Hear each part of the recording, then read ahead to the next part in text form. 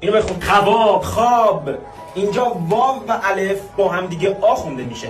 حالا اینو بخون. جاب. نه، جواب. اینجا واو و الف خونده میشه. بذار یه مثال دیگه برات بزنم که بهتر بفهم. خب اینو بخون. خواهر. آفرین.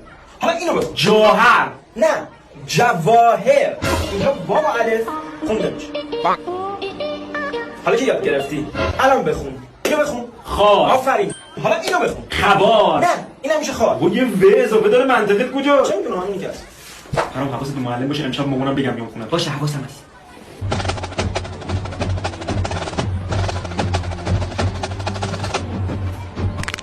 هی، مگه نگفتم گوشی سر کلاس نیاری؟ میخوای به مشکل بخوریم با هم؟ آره 99% زندگی مشکله، ولی شما همون 1% حل شدنی هست.